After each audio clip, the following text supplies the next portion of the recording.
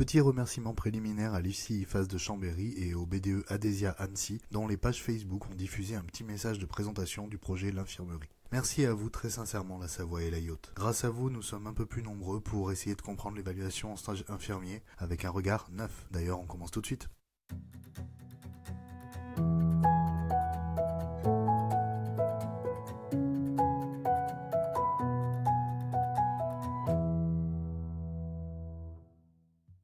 Bonjour à toutes et à tous. Pour cette troisième vidéo des astuces de Bleu, je souhaitais vous parler de l'évaluation du stage infirmier et donc de ce qui va être attendu de vous sur un terrain de stage si vous êtes ou souhaitez devenir étudiant infirmier. Pour ce troisième numéro du format, j'ai choisi de remodeler un peu le déroulé habituel de la vidéo en vous présentant 3 idées, constats, hypothèses personnelles sur des points que vous connaissez peut-être peu, mal ou pas du tout concernant le sujet. Pour cette vidéo, je vous propose donc dans un premier temps de voir en quoi l'évaluation de stage n'est pas objective, puis je vous expliquerai comment les équipes mettent en place des stratégies pour ne pas être trop arbitraires. Et enfin, nous verrons pour quelles raisons il reste important de faire preuve de réflexivité. Commençons donc par le début. Idée numéro 1, l'évaluation de stage n'est pas objective. Vous ne me croirez peut-être pas, mais ce n'est pas parce qu'il y a des documents de stage à produire par l'équipe que cela signifie que vous serez évalué objectivement. Il suffit d'ailleurs que vous regardiez ce qui est précisé dans ces documents pour le comprendre. Déjà, n'oubliez jamais que lors d'une évaluation, tout peut être sujet à interprétation. En dehors du stage et même du monde infirmier ou soignant, il n'y a guère que l'exercice du QCM qui permet de répondre objectivement à une question, encore que cela soit tout à fait discutable. Mais la fiche d'évaluation de stage infirmier aborde les choses de manière plus complexe. En effet, là,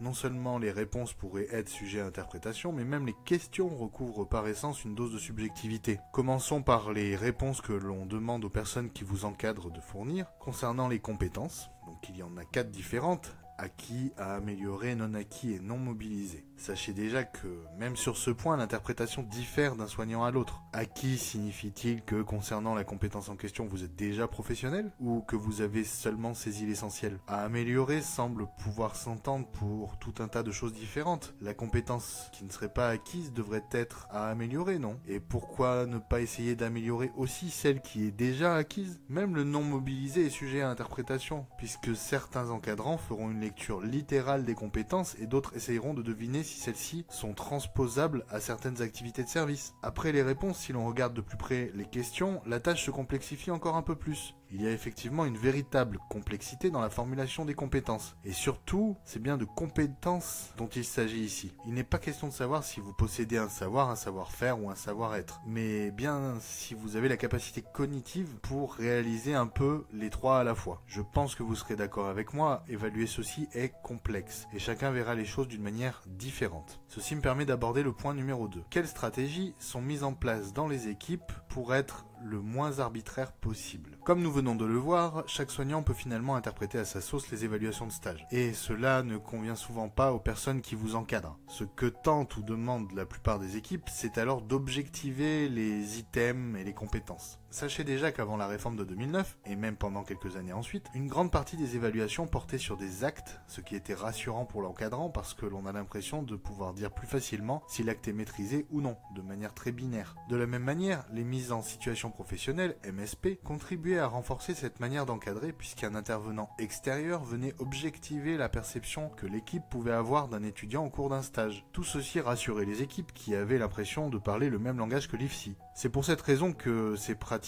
ont été regrettées lorsqu'elles ont disparu. Et c'est de cette manière que de nombreux dispositifs se sont construits pour pallier un peu cette libération de l'interprétation des évaluations. Bien sûr, vous devez savoir que des référents de stage, tuteurs, encadrants, professionnels de proximité, suivent régulièrement des formations. Trop peu à mon sens, et au final, seuls 1 ou 2 professionnels sont vraiment formés aux méthodes d'évaluation des stages dans chaque service, alors que tout le monde participe à l'effort de formation au cours du stage. Sachez aussi qu'il existe des directives, des livrets d'accompagnement, des réflexions communes visant à donner une base partagée à un certain nombre de professionnels pour interpréter d'une manière similaire le cadre d'évaluation. Sachez aussi que ces propositions d'objectivation sont nombreuses et qu'elles se recoupent parfois même, puisqu'elles peuvent aller de recommandations dans un service jusqu'à des directives partagées entre plusieurs IFSI, voire au niveau d'une ARS. Vous voyez donc qu'il existe effectivement des stratégies visant à rassurer les professionnels, mais même en tant qu'étudiant et aussi parce que vous-même serez amené à encadrer un jour, vous devez savoir que ces stratégies n'ont rien d'absolu. En réalité, elles ne servent que d'appui. Et cela pour une excellente raison, celle-là même qui a conduit à ce que la formation soit réformée en 2009. Le métier d'infirmier reste de l'ordre de la rencontre entre des individus, avant même d'être uniquement le comportement d'un individu face à une règle unique. Il faut donc laisser au maximum toutes les interprétations s'exprimer. Et pour défendre votre point de vue et trouver le positionnement professionnel le plus juste, il est alors essentiel pour vous d'adopter une posture réflexive.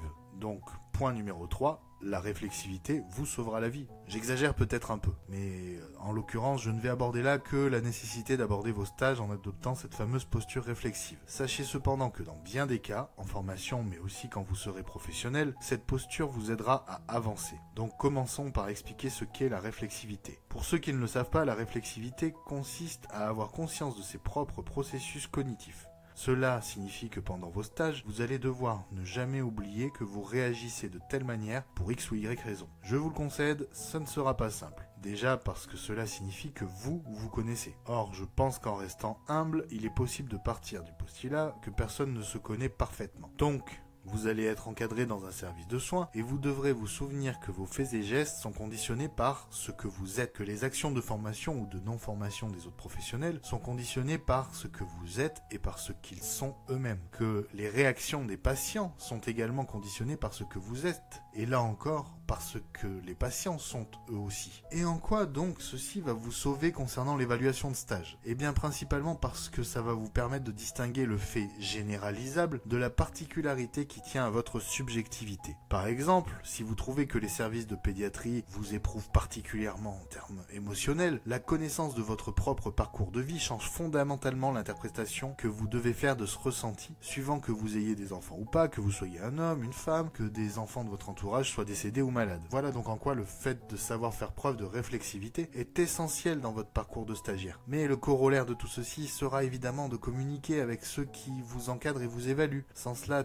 tout réflexif que vous puissiez être, ce ne sera pas utile. Pour conclure, je vous recommande donc de ne pas oublier que votre réflexivité va venir donner une raison d'être à votre subjectivité et qu'il est désormais important de savoir que vous êtes évalué en tant qu'individu et non en tant que bon petit soldat sans personnalité. Cette vidéo est maintenant terminée et j'espère à nouveau qu'elle vous aura été utile. La semaine prochaine, j'essaierai de sortir le pendant soignant de cette astuce de bleu avec une toute première vidéo expérience soignante sur l'encadrement des stagiaires. En attendant, n'hésitez pas comme d'habitude à liker, partager, vous abonner si vous avez aimé ce contenu. Je reste à votre disposition pour répondre à vos questions en commentaire. En attendant, je vous souhaite une bonne journée et vous dis à bientôt.